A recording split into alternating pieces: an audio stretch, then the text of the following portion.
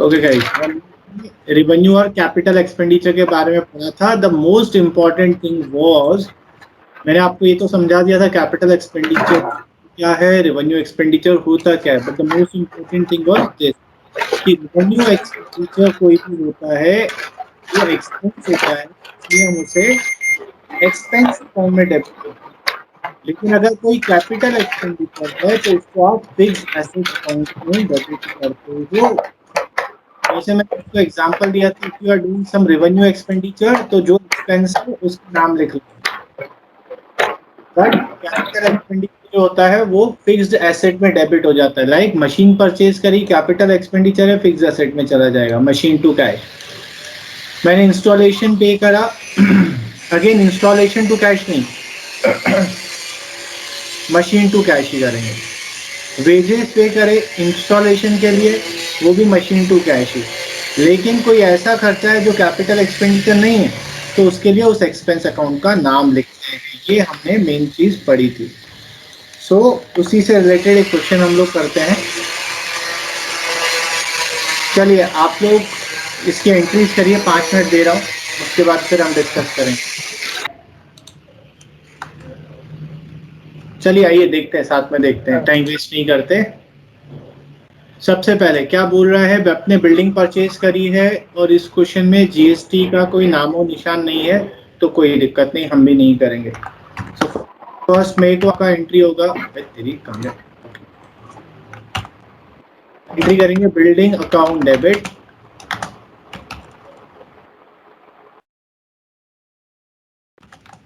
To bank account. Simple है ये entry. Account आ जाएगा आपका 15 लाख, 15 लाख के बाद नरेशन आप लोग लिख लेंगे। उसके बाद बोला 10th मई को क्या किया, परचेस, अगेन मशीनरी परचेस करिए बट आप क्रेडिट पे परचेस करिए, तो हम एंट्री करेंगे मशीन अकाउंट डेबिट,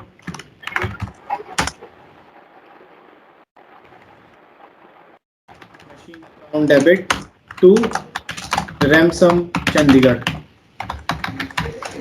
कितने में खरीदी है, 2 लाख में।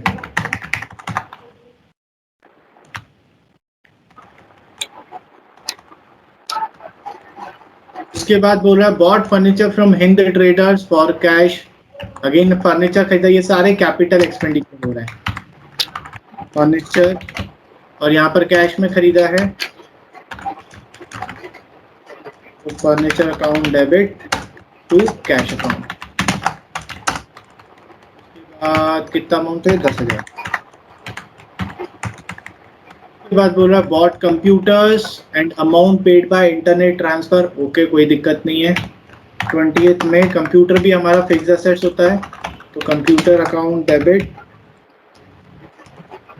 हमने बैंक से ट्रांसफर किया है तो टू बैंक अकाउंट होगा।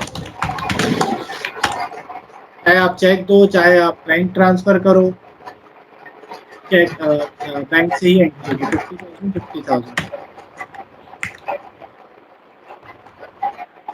और बोला paid in cash for installation of machine, जो हमने मशीन खरीदी थी उसी के लिए हम लोगों ने इंस्टॉलेशन का पैसा दिया, तो 21 मई को इंस्टॉलेशन नहीं होगा बिकॉज कैपिटल एक्सपेंडिचर है। और ये इंस्टॉलेशन किस चीज के लिए दिया है, मशीन के लिए दिया है, तो हमें यही एंट्री करनी पड़ेगी, मशीन अकाउंट डेबिट।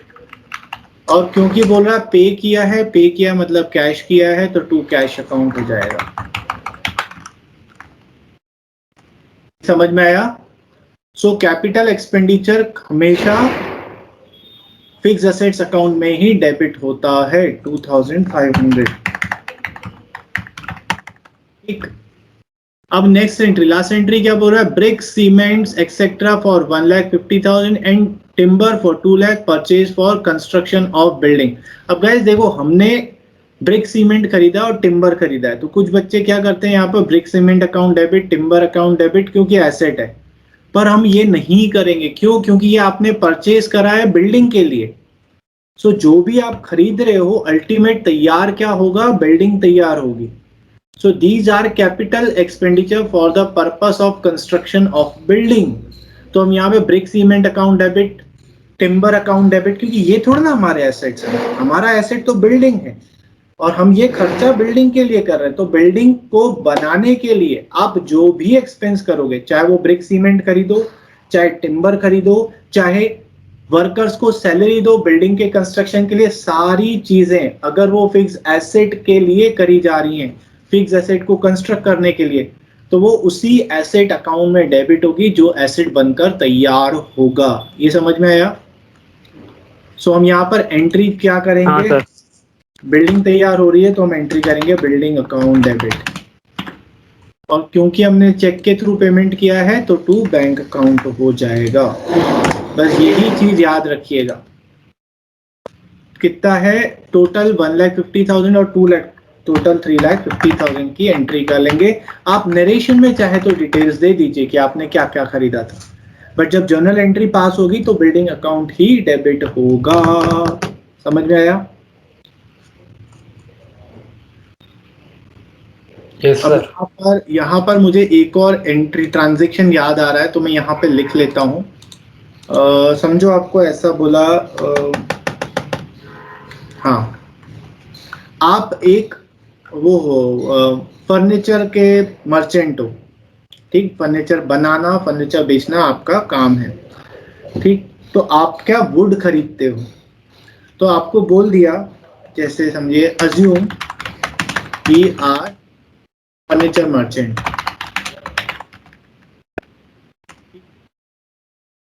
अच्छा, अब इसने बोला विड्रॉ, ये मैं कैपिटल एक्सपेंडिचर का नहीं बता रहा हूँ, मैं आपको कुछ और बता रहा हूँ। Withdraw timber would for the construction of office furniture ₹20,000 and for the home furniture ₹10,000। कोई बताएगा यहाँ जर्नल एंट्री क्या होगा? सर इसमें होम फर्नीचर तो नहीं गिनेंगे ना? देखो, टिम्बर आपने क्या करा है, विड्रॉ करा है टिम्बर। हाँ बोलो बोलो बोलो मनस, कुछ बोल रहे थे तुम। नहीं सर, बस ठीक है। हाँ, आपने क्या करा है, विड्रॉ करा है टिम्बर, ठीक। सो टिम्बर विड्रॉ करा है तो टिम्बर आपका गुड्स है, क्योंकि आप एक फर्नीचर के मर्चेंट हो, तो जो अगर आप वुड भी खरीदोगे तो वो आपका गुड्स होगा। सो आप क्या कर रहे हो, यहाँ पर गुड्स को विड्रॉ कर रहे हो, ठीक। तो मैंने आपको क्या बताया था कि जब भी हम गुड्स को विड्रॉ करते हैं for the purpose other than sales, तो आपका परचेस अकाउंट क्रेडिट हो जाता है। तो सबसे पहली फुर्सत में तो यहाँ टू परचेस अकाउंट होगा, ठीक। फिर आप सोचोगे कि ये वुड हमने क्यों निकाला है, तो आपने दो काम करे। एक तो ऑफिस फर्नीचर बनवाया, ऑफिस फर्नीचर बनाया तो आपका एसेट है, एसेट है तो आप एंट्री करोगे ऑफिस फर्नीचर अकाउंट डेबिट, या सिर्फ फर्नीचर अकाउंट डेबिट, जो भी आपको। और जो आपने पर्सनल यूज के लिए किया उसका भी एंट्री होगा, क्योंकि बिजनेस का गुड्स आप पर्सनल यूज के लिए लगा रहे हो, तो बिजनेस का ट्रांजेक्शन तो है ही, तो इसे भी हमें रिकॉर्ड करना पड़ेगा। बस नाम क्या आएगा, ड्रॉइंग अकाउंट डेबिट। समझ में आया? तो हमने जो टोटल गुड्स विड्रॉ करे थे 35,000 के, जिसमें से 20,000 ऑफिस फर्नीचर में लग गया और 15,000 पर्सनल यूज के लिए लगा। इस तरीके से आपकी एंट्री हो जाएगी, ठीक है? समझ में आया? इसको नोट करना हो तो नोट कर लीजिए। हो गया? नोट हो गया? चलिए ओके गाइस, अब करते करते हम लोग लास्ट स्टेजेस में आ गए हैं जर्नल चैप्टर के। अब हम जो सीखेंगे, अब हम सीखेंगे एडजस्टमेंट एंट्रीज। अगर आपको याद हो तो मैं जब आपको अकाउंटिंग इक्वेशन पढ़ा रहा था तब भी मैंने आपको एडजस्टमेंट एंट्रीज करवाई थी। Outstanding, prepaid, accrued, advance, depreciation, ये करवाया था। तो वो तो हमने इफेक्ट देखा था कि ट्रांजैक्शन का इफेक्ट क्या होता है। यहाँ पर हम क्या समझने वाले हैं कि इसकी जर्नल एंट्री रिकॉर्डिंग कैसे होगी, ठीक। अब इनको पहली बात तो क्वेश्चन ये है कि इनको एडजस्टमेंट एंट्रीज क्यों बोला जाता है। इनको एडजस्टमेंट एंट्री इसलिए बोला जाता है बिकॉज अभी तक हमने जितने भी ट्रांजैक्शन पढ़े वो साल के दौरान कंटिन्यूसली होते रहते हैं। परचेज, सेल्स, एक्सपेंसेस, एसेट्स, ठीक है, ये सारी चीजें होती रहती हैं, purchase return, sales return. But ये एडजस्टमेंट एंट्रीज वो एंट्रीज होती है which are done at the end of the year while closing the books of accounts। जब आप अपने अकाउंट्स को क्लोज कर रहे होते हो ताकि आप साल के एंड में इस साल के फाइनल अकाउंट्स बना सको, तो उस टाइम पर आप ये एंट्रीज करते हो, ठीक है। इसलिए इनको एडजस्टमेंट एंट्रीज बोला जाता है। एडजस्टमेंट एंट्री क्यों बोला जाता है? बिकॉज इनका ट्रांजैक्शन ये करंट ईयर से रिलेटेड ट्रांजैक्शन है, बट हमने इसका एंट्री पास नहीं करा है क्योंकि साल के दौरान में हमें पता नहीं था कि इसका कितना अमाउंट होगा। ईयर एंड में ही हमको आकर पता चलता है, इसलिए हम इसको एडजस्टमेंट एंट्रीज बोलते हैं। सर जैसे जैसे एग्जांपल लेके समझो, ऐसे नहीं समझ में आया, ठीक है। समझिए फॉर एग्जांपल आपको रेंट देना था ₹1000 पर मंथ, तो आपको टोटल साल में रेंट कितना देना चाहिए था? 12,000, ठीक। पर अब आप क्या करते हो, आप रेंट देते हो नेक्स्ट महीने की पहली डेट को। लाइक अप्रैल का महीना अगर मैंने रेंट में रहा हूं, तो मैं कब देता हूं रेंट? कब पे करूंगा? 1 मई को, नेक्स्ट मंथ की फर्स्ट डेट को। तो आपने 1 मई को एक पे करा होगा, फिर मई का जून में, ऐसे अप्रैल मंथ का आपने 1 मई को पे करा होगा, ऐसे ही मई का आपने 1 जून को करा होगा। सारे मंथ्स के पे करते जाएंगे। मार्च महीने का, फेब का तो आपने पे करा होगा, फेब का पे कब करा होगा? 1 मार्च को। लेकिन मार्च का आप कब के पे करोगे? 1 अप्रैल को। और ये 1 अप्रैल यहाँ पर तो नेक्स्ट ईयर आ गया, क्योंकि आपकी जो बुक्स ऑफ अकाउंट्स क्लोज होंगे वो कौन सी डेट को क्लोज होंगे? वो आपको 31 मार्च को अकाउंट्स क्लोज होगा। आपको 31 मार्च को क्लोज करना है। पर आप ये जो रेंट पे कर रहे हो मार्च में महीने का, ये आप कब के पे कर रहे हो? 1 अप्रैल को। ये है कौन से साल का? ये जो रेंट मुझे मार्च महीने का पे करना है वो करंट ईयर का रेंट है या नेक्स्ट ईयर का रेंट है? करंट ईयर का ना? करंट ईयर का है। करंट ईयर का है। क्या इसे रिकॉर्ड होना चाहिए था करंट ईयर में? Yes sir. यस होना चाहिए था सर। हम एक्रूअल बेसिस ऑफ अकाउंटिंग करते हैं जो बोलता है करंट ईयर के ट्रांजैक्शन रिकॉर्ड होने चाहिए। पर क्योंकि ये मैंने पे नहीं किया, इसलिए ये अब तक रिकॉर्ड नहीं हुआ होगा। ये पे होगा 1 अप्रैल को, 31 मार्च तक तो ये पे हुआ ही नहीं है, तो इसकी जर्नल एंट्री भी नहीं होगी। मतलब सर आप ये कहना चाहते हो कि 31 मार्च को मार्च मंथ का जो रेंट है, मार्च मंथ का रेंट ड्यू हो गया बट पे नहीं किया। मतलब कि सर आप ये बोलना चाहते हो आउटस्टैंडिंग है ना? समझ में आया? सो अब हमें एडजस्टमेंट करना पड़ेगा क्योंकि आउटस्टैंडिंग है, हमें इसकी एंट्री भी पास करनी पड़ेगी। इसलिए इन एंट्रीज को जो भी अब हम सीखने वाले हैं, इन सबको एडजस्टमेंट एंट्रीज बोला जाता है। समझ में आया एडजस्टमेंट एंट्री क्यों बोला जाता है? बिकॉज इनका एडजस्टमेंट ईयर के एंड पर होता है, साल के दौरान हमें नहीं पता चलता है, ठीक है। चलिए, तो अब हम कौन कौन से हमको एंट्रीज करनी है, मैं आपको सारे पहले नाम बता देता हूँ, फिर एक एक करके हम उसकी एंट्री करेंगे। पहला हम सीखेंगे सिंपल डेप्रिसिएशन का एंट्री, क्योंकि डेप्रिसिएशन हमेशा एंड ऑफ द ईयर पे लगता है। सेकंड हम सीखेंगे फिर आउटस्टैंडिंग का एक्सपेंसेस, फिर हम करेंगे प्रीपेड एक्सपेंसेस। ये दो भाई बहन मैंने बताए थे आप लोगों को, एक्रूड इनकम और एडवांस इनकम। और क्या करेंगे हम लोग? Interest on capital and interest on drawing. और एक और करेंगे, वो है इनकम टैक्स। ठीक है, ये हमको एडजस्टमेंट एंट्रीज करनी है। तो एक एक करके समझते हैं। सबसे पहले डेप्रिसिएशन। इंतहा टफ है, इसलिए बहुत ध्यान से सुनना, ठीक। कोई मुझे बताएगा डेप्रिसिएशन क्या होता है? सर वैल्यू गिर जाती है जब किसकी वैल्यू गिर जाती है? गुड्स की, जैसे मशीन की एक साल में। फिक्स एसेट्स की। डेप्रिसिएशन क्या होता है? Depreciation is fall in the value of fixed asset, ठीक। चलिए अब ये बताइए डेप्रिसिएशन क्या होता है? एसेट, लायबिलिटी, इनकम या एक्सपेंस? सर एक्सपेंस है। कौन सा अकाउंट होना चाहिए, रियल पर्सनल या नॉमिनल? नॉमिनल। तो डेबिट होना चाहिए या क्रेडिट? डेबिट। ये आपने बता दिया, डेबिट हो जाता है, तो डेप्रिसिएशन अकाउंट को डेबिट कर देंगे। क्यों? क्योंकि ये हमारा एक्सपेंस है, इसलिए हमने डेबिट कर दिया। अब इसका दूसरा इफेक्ट, डेप्रिसिएशन से होता क्या है, एसेट की वैल्यू डिक्रीज हो जाती है। और हमने पढ़ा था, अगर एसेट डिक्रीज होता है तो हम उसे क्या करते हैं, क्रेडिट कर देते हैं। तो टू एसेट अकाउंट कर देंगे। मतलब अगर मशीन के ऊपर डेप्रिसिएशन लग रहा है तो एंट्री करेंगे depreciation account debit to machine account. अगर फर्नीचर के ऊपर लग रहा है तो depreciation account debit to furniture account. जिस भी एसेट के ऊपर लग रहा होगा उस एसेट का नाम लिख लेंगे।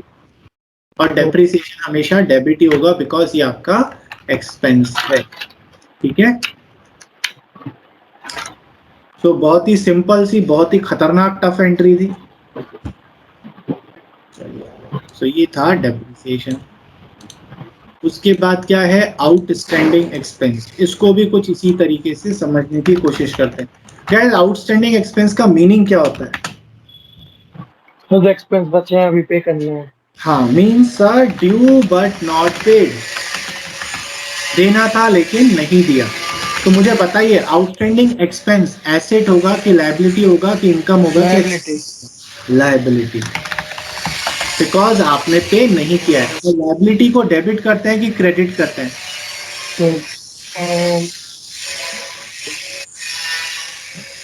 तो डेबिट होता है। क्रेडिट। लायबिलिटी क्रेडिट होती है। लायबिलिटी जब इंक्रीज होती है तो क्रेडिट होती है। तो एंट्री क्या करेंगे, टू आउटस्टैंडिंग एक्सपेंस अकाउंट। और ये आउटस्टैंडिंग एक्सपेंस जो है इस साल का एक्सपेंस है या नहीं है? है सर। है तो क्या करेंगे, एक्सपेंस अकाउंट को डेबिट कर देंगे।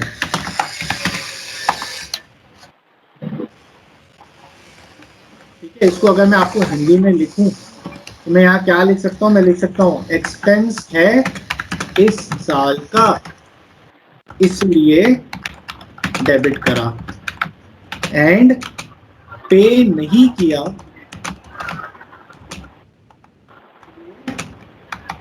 लायबिलिटी बन गया।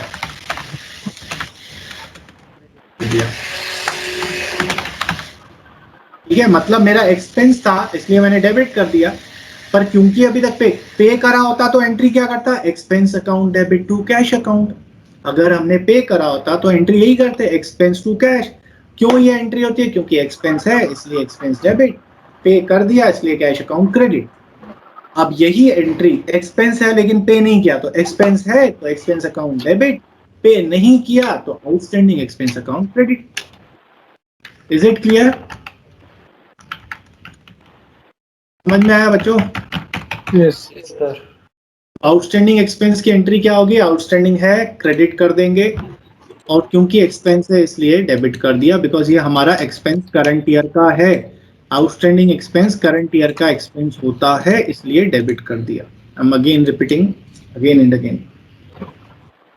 चलिए, ऐसे ही प्रीपेड, प्रीपेड उल्टा होगा। प्रीपेड का मतलब क्या, prepaid sir paid but not due. देना नहीं था फिर भी दे दिया। तिथि समझ में आ रहा है?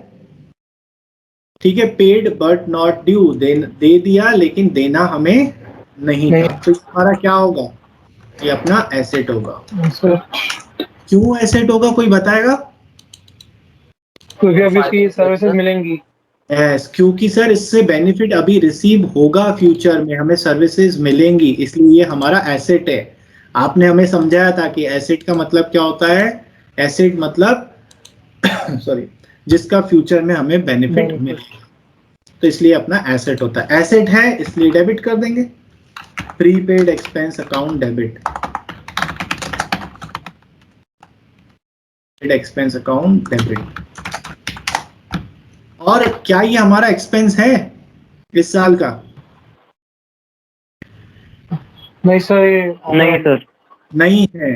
तो इसलिए आपको क्या करना पड़ेगा, क्रेडिट करना पड़ेगा टू एक्सपेंस अकाउंट, क्योंकि इस साल का एक्सपेंस नहीं है। सर ये नहीं समझ में आया कि एक्सपेंस को क्रेडिट क्यों करा आपने। देखो, आपका वही वाला केस लेता हूं मैं, रेंट आपको पे करना था 1000 पर मंथ, 12 तो टोटल हो जाएगा 12,000। अब आपने क्या करा, साल के बीच में पूरा रेंट एक साथ दे दिया, और वो भी कितना दे दिया, 14,000 दे दिया। तो आपने पे कितना करा है, आपने पे कर दिया 14,000। तो जब आप जर्नल एंट्री पास करोगे साल के बीच में, ये वाली एंट्री कब होगी, ये वाली एंट्री तो ईयर एंड में होगी। साल के बीच में जिस दिन आपने पे करा है उस दिन आप एंट्री क्या करोगे, rent account debit to cash account 14,000। ये एंट्री क्यों करी हमने, ये एंट्री हमने इसलिए करी क्योंकि हमने रेंट पे कर दिया था।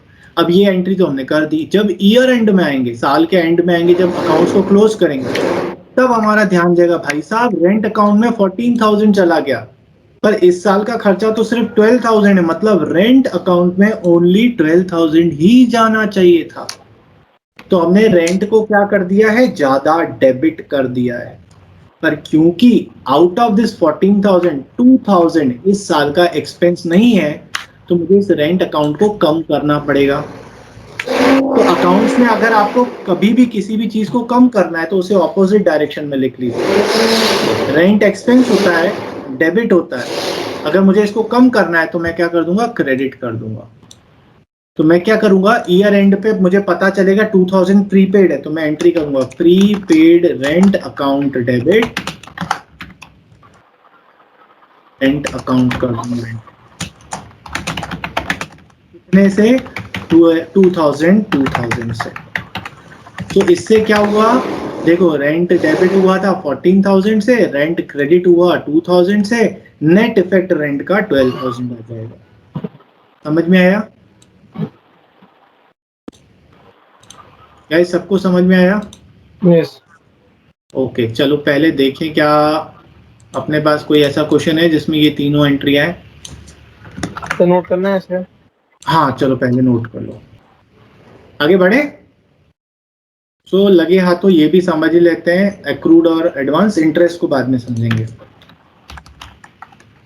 तो बोलेंगे कि ना, दो भाई थे तो लड़कों के साथ आप ऐसे करते हो, बहनों को नहीं समझाया, फिर फेमिनिस्ट नहीं हो, ये हो वो हो। एक्रूड इनकम, एक्रूड इनकम का मतलब क्या होता है, कौन बताएगा? काव्य को छोड़कर कोई बताएगा, विवान, मनस्थिति। सर जो अर्न कर लिए पर पे नहीं हुई ना, ये नहीं, रिसीव नहीं हुई है। हाँ तो ये वर्ड पेमेंट के एंगल से होता है, जब आप इनकम की बात करते हो तो रिसीव बोलना। तो आप क्या बोल रहे हो, सर पे कर, पे ओ अर्न, कमा लिया, कमा लिया मीन सर मैंने सर्विसेज दे दी हैं, या जो भी काम मुझे करना था वो हो गया, अर्न कर लिया, बट नॉट रिसीव, पर मुझे मिला नहीं है। और हमने ये पहले पढ़ा था, एक्रूड इनकम हमारा एसेट होता है। क्यों एसेट होता है, क्योंकि फ्यूचर में बेनिफिट मिलेगा, पैसा मिलेगा बाद में, ठीक है, इसलिए ये हमारा क्या होता है, एसेट होता है। एसेट होता है तो इसलिए हम क्या करेंगे, डेबिट कर देंगे, एक्रूड इनकम अकाउंट डेबिट। और ये हमारी इनकम है या नहीं है जो हमें नहीं मिली है सर। है तो क्रेडिट कर दीजिए, इनकम हमेशा क्रेडिट होता है, तो टू इनकम अकाउंट, इनकम है इसलिए क्रेडिट करा। भाई अगर यही आपको मिल जाता तो आप एंट्री क्या कर दे, cash account debit to income account. अब क्या हो रहा है, नहीं मिल रहा है, तो आप वही एंट्री कर रहे हो, सिर्फ कैश की जगह पर आपने एक्रूड इनकम नाम डाल दिया। ठीक है, ठीक है। यस। क्या करेंगे, एसेट, एक्रूड एसेट होता है, इसलिए डेबिट कर दिया, और ये हमारी इस साल की इनकम है इसलिए हमने इनकम में प्लस कर दिया, मीन्स हमने अपनी इनकम को इंक्रीज कर दिया। ठीक है। सो अगर मैं आपको नेट इफेक्ट बताऊं, जैसे डेप्रिसिएशन है, डेप्रिसिएशन का नेट इफेक्ट क्या होता है, एसेट जो है वो डिक्रीज हो जाता है और एक्सपेंस जो है वो इंक्रीज हो जाता है। ऐसी आउटस्टैंडिंग, आउटस्टैंडिंग क्या है, एक्सपेंस इंक्रीज हो जाता है, क्यों, एक्सपेंस है इस साल का और पे नहीं किया इसलिए लायबिलिटी इंक्रीज हो जाती है।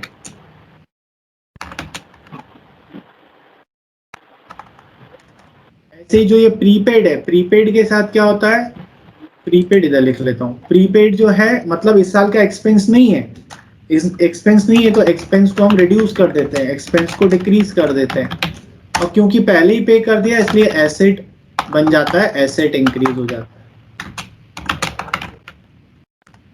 और ये एक्रूड से क्या होता है, एक्रूड से आपकी इनकम इंक्रीज हो जाती है, क्योंकि इनकम तो है इस साल की, पर क्योंकि मिला नहीं है इसलिए आपका एसेट इंक्रीज हो जाता है, एसेट बन जाता है तो एसेट भी इंक्रीज हो जाता है, फ्यूचर में मिलेगा। ठीक है,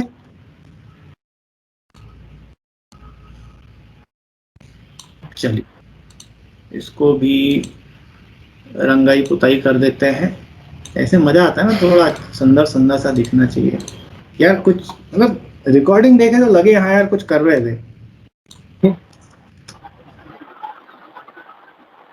मनस बोल रहा है क्या सी है सर।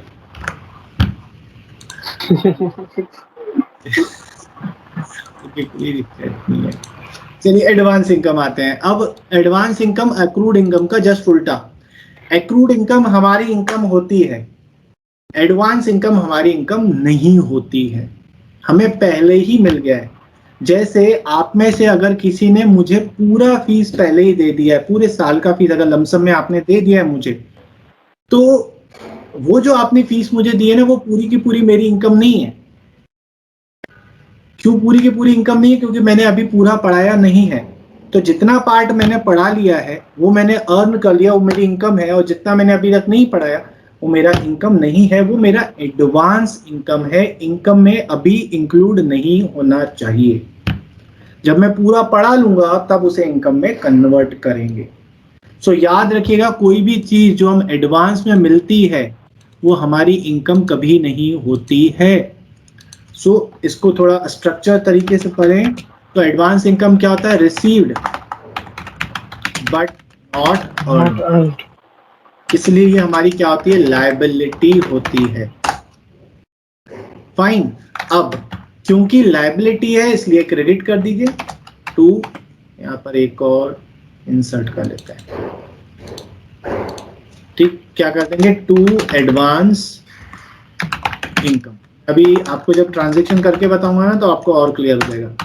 और क्योंकि ये मेरी इनकम नहीं है, इनकम होती तो इनकम को क्रेडिट कर देता, जैसे ऊपर किया था, ये इनकम था इसलिए क्रेडिट कर दिया, इनकम हमेशा क्रेडिट होती है। अब ये हमारी इनकम नहीं है तो मुझे इनकम को रिड्यूस करना पड़ेगा, इसलिए मैं इनकम अकाउंट को डेबिट कर दूंगा।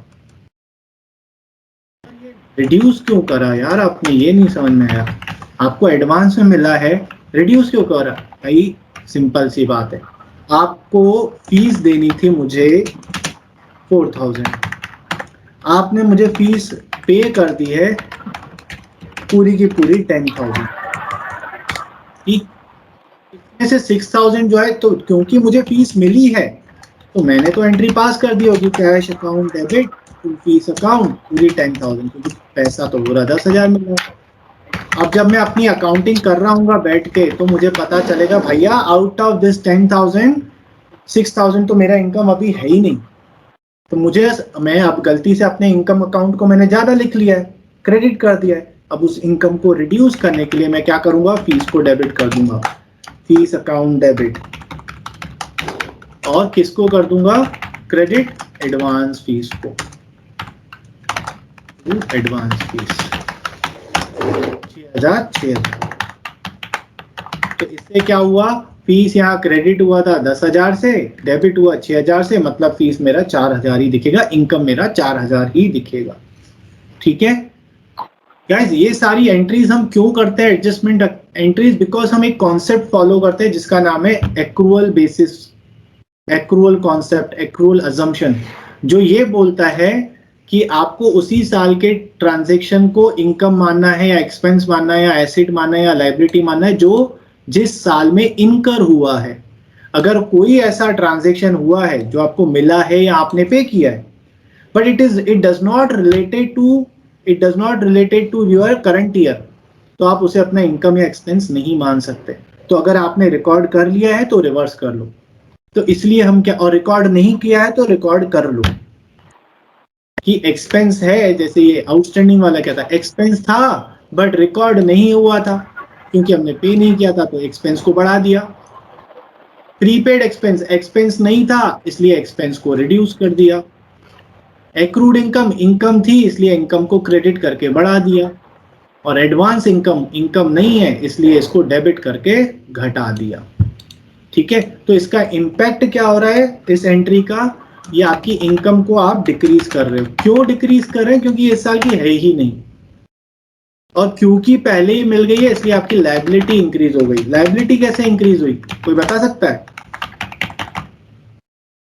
तो सर्विस देनी पड़ेगी ना। यस, आपके ऊपर एक ऑब्लिगेशन आ गया, आपको पैसा मिल गया है तो अब आपको सर्विस देना पड़ेगा। You are liable to give the services, इसलिए ये आपकी लायबिलिटी बन गई है। भाई किसी ने आपको रोकड़ा दे दिया, अब तो आपके सर पे बोझ आ गया, भैया आपको सर्विस तो देनी ही पड़ेगी। ठीक है, समझ में आया? चलिए, तो अब हमने ये चार पांच अभी ट्रांजेक्शन सीखे, इसका एक क्वेश्चन कर लेते हैं। नोट कर लिया ये पूरा? Yes sir. चलिए मैं एक क्वेश्चन देता हूं, पहले आपको 5-7 मिनट देता हूं करने को, फिर हम लोग साथ में डिस्कस करेंगे।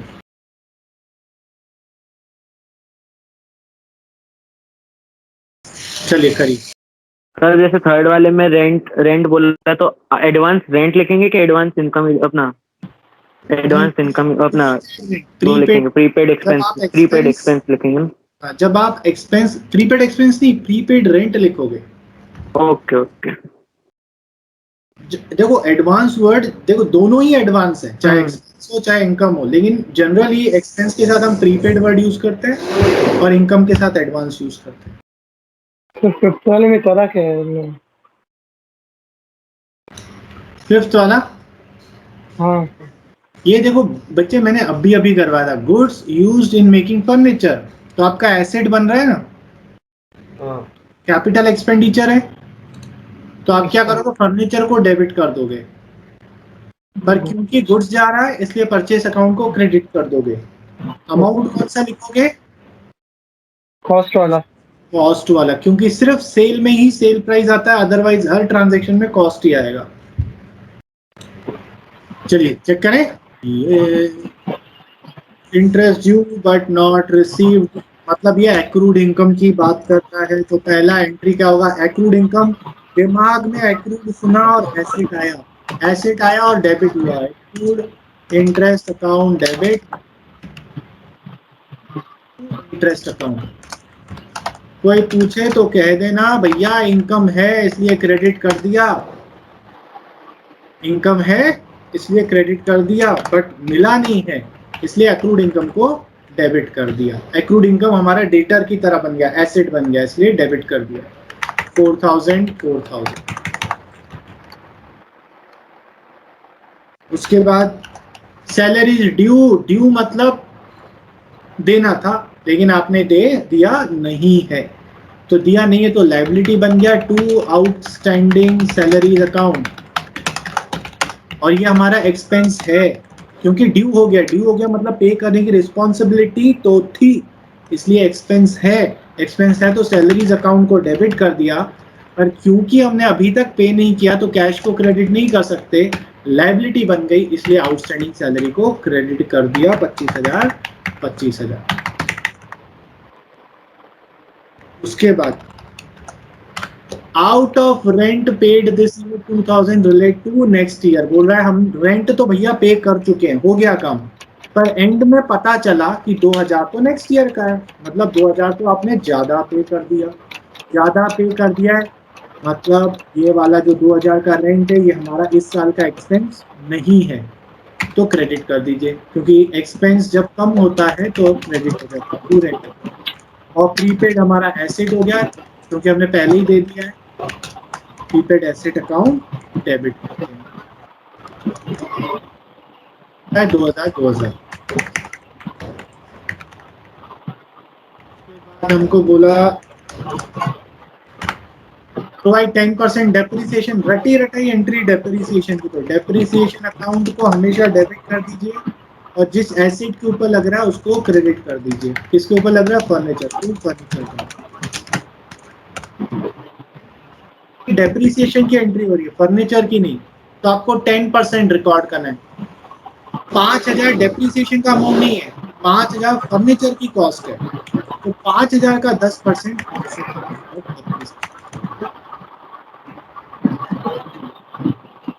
और लास्ट बोला रिसीव्ड कमीशन 10,000 बाय चेक। ओहो मजा आ गया। Bank account debit commission account, तो पूरा करने देना फिर बोलना। टू कमीशन अकाउंट कितना 10,000। चलिए लेकिन आगे बढ़े, half of which is in advance, मतलब इस 10,000 में से 5,000 तो मेरा इस साल का इनकम है ही नहीं, तो मुझे फिर एक और एंट्री पास करनी पड़ेगी कमीशन अकाउंट डेबिट, क्योंकि 5,000 मेरा इस साल का इनकम नहीं है पर मैं इनकम को बढ़ा चुका हूँ, तो अब रिड्यूस करने के लिए डेबिट कर दूंगा और कहाँ डाल दूंगा, टू एडवांस कमीशन 5,005। समझ में आया? दो एंट्री करी मैंने, पहला मिला पूरा का पूरा 10,000, कमीशन 10,000 करा, बट बाद में पता चला कि ये मेरा इस साल का ट्रांजैक्शन नहीं है। मैंने क्या करा, कमीशन को वापस डेबिट कर दिया और एडवांस कमीशन को क्रेडिट। क्लियर है? इसकी जगह हम एक काम और कर सकते थे, हम ये दो एंट्री करने के बजाय एक सिंगल एंट्री पास कर सकते थे। क्या पास कर सकते थे सर? Bank account debit. सुनो सुनो सर, मेरी बात सुनो। बैंक अकाउंट डेबिट, डेबिट कितना सर?